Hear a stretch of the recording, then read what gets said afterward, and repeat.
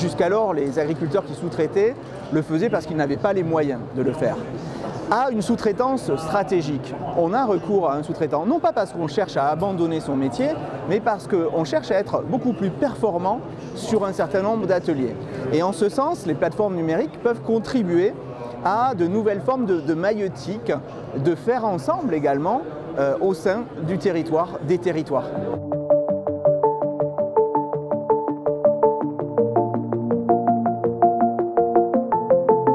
Chez Linkin Farm, on propose donc un concept de gestion totale des cultures, pas de l'exploitation, mais des cultures. On s'appuie sur 3 piliers que sont les chefs de culture, qui sont des employés Linkin Farm, qui prennent la casquette de l'agriculteur, qui sont vraiment des agronomes et qui vont chercher à gérer les terres de la meilleure manière possible.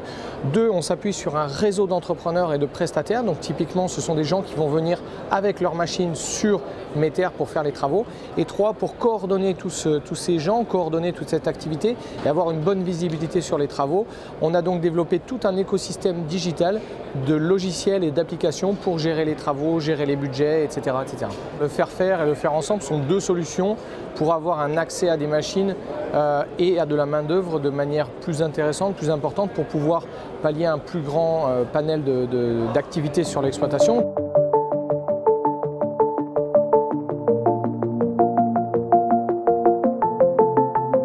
Des matériels hyper spécifiques pour des semis, soit de cultures comme le blé, soit du maïs. Ça peut être une semaine dans l'année. C'est que 8% dans l'année oui, d'utilisation. Bon, mais ça coûte très cher.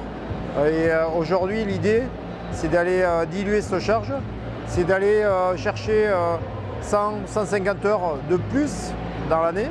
C'est accepter que son matériel parte 2 semaines dans l'année. Et le revenu que ça va générer va baisser le coût de la machine de 25%. Voilà. Donc c'est créer du revenu, c'est gagner en compétitivité, c'est gagner, l'objectif c'est 10 000 €, entre 10 et 15 000 € par exploitation. Sur une exploitation de 60 hectares, eh bien, en rentabilité sur le compte résultat, c'est relativement important.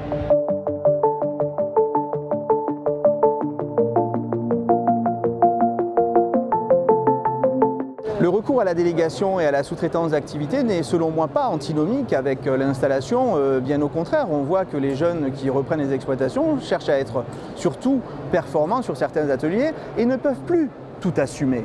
Pourquoi? Tout simplement parce que leurs conjoints ne travaillent pas forcément sur l'exploitation et que le recours au salariat est aussi difficile.